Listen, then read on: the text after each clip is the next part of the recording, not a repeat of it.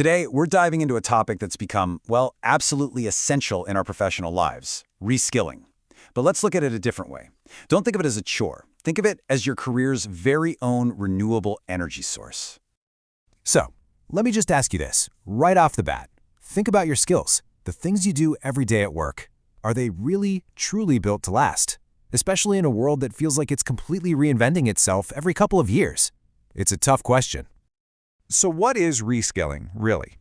Well, it's way more than just taking a few online courses. I love this definition. It's the re-engineering of your professional identity. It's a fundamental shift, a transformation to align who you are professionally with what the economy actually needs and values right now. And that leads us perfectly into our first big idea. This isn't about a one-time fix. It's about a constant upgrade.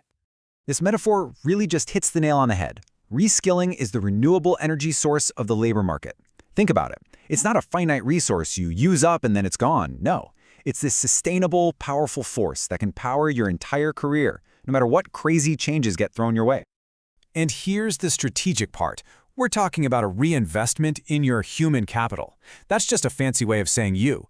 You are your most important professional asset.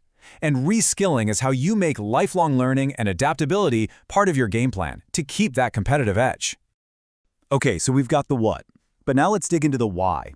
Why is this so urgent, right here, right now? Well, it all comes down to some pretty massive forces of change. The biggest driver is something we all feel every single day. Just incredible, rapid technological acceleration. Entire industries are being completely reshaped almost overnight. And this isn't some slow, gradual thing we can ease into. It's happening at a huge scale, and it's happening now.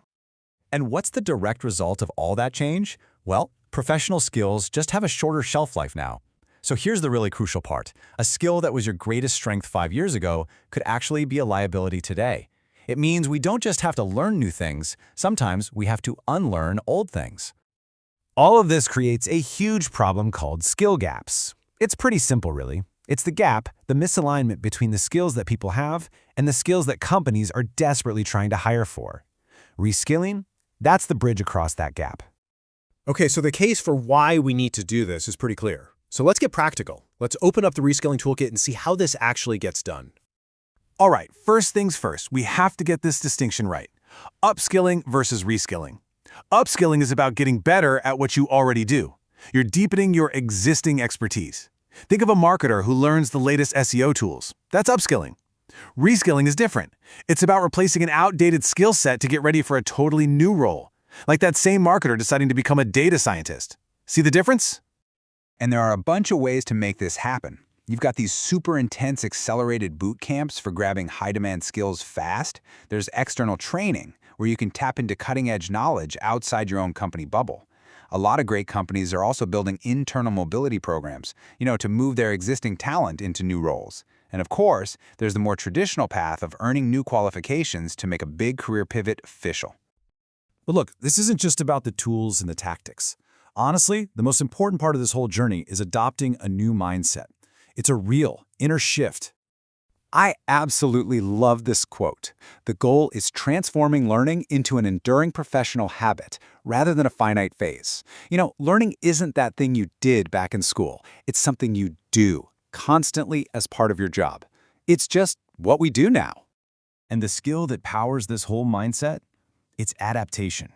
You can think of it as the flexibility, both in your head and in your actions, to navigate these big career shifts without letting your performance fall off a cliff. It's really about building your resilience to change. So let me ask you this question, and I want you to really think about it. Forget everything you know, all the experience you have. If you were starting your career from scratch today, what skills would you invest in? The answer to that question? Well, that's where you'll find the gap between where you are and where you need to be. Okay, let's bring it all home. We've talked about the what, the why, and the how. So what's the payoff? Why does all this effort actually matter? Well, it creates this incredible chain of value. First, for you as an individual, it's about future-proofing your career against disruption.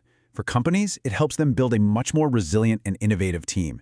And at the end of the day, the ultimate result for everybody is just enhanced employability. It's about career mobility and sustainable income. But here's the real return on investment. It's not just about a bigger paycheck, though that's nice. The real prize is lower friction to opportunity. It just means it's easier to seize opportunities. When those new, exciting roles pop up, you're not scrambling to catch up. You're already ready to jump in. So we'll end with this thought. In the economy we live in now, success isn't going to be determined by what you learned in the past. It's going to be determined by your capacity to keep learning. That right there is the true renewable energy for your career. So the question really isn't if you'll need to reskill, it's just a matter of when you're going to start.